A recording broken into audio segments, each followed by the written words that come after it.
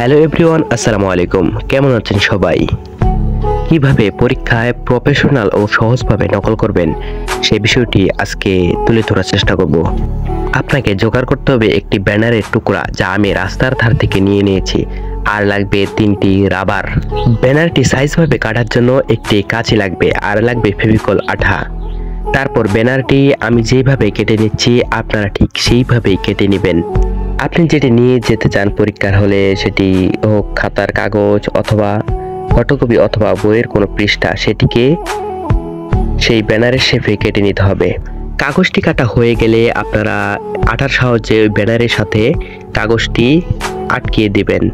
ব্যানারটির এক প্রান্তে ছোট্ট একটি ছিদ্র করে সেই ছিদ্রর ভিতর দিয়ে রাবারের একটি মাথা দিয়ে একটি গিরো দিয়ে দিতে হবে।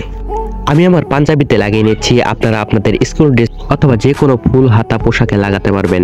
সেই পোশাকটির বাম হাতায় উল্টিয়ে কাঁধের অংশের ভিতর পাশে একটি জোড়া থাকে, সেই জোড়ার অংশে সুই সুতা দিয়ে রাবারটির এক প্রান্ত সেলাই করে দিতে হবে। ব্যানারটির এক প্রান্তে আমি ছোট্ট একটি সুতো লাগিয়ে নিয়েছি। সুতোটির এক মাথা টান দিলেই হাতের ভিতর থেকে বেরিয়ে আসবে কাঙ্ক্ষিত নকলটি।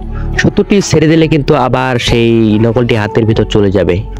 তো আপনারা পরীক্ষায় কিন্তু ঠিক এভাবেই প্রফেশনাল ও সহজভাবে নকল করতে পারবেন। ভিডিও তৈরি করার জন্য আমার ভালো কোনো জায়গা নেই, সেজন্য আমি আমার পড়ার টেবিলে আমার ভিডিওটা করেছি। তো ভালো লাগলে লাইক, কমেন্ট, শেয়ার করবেন।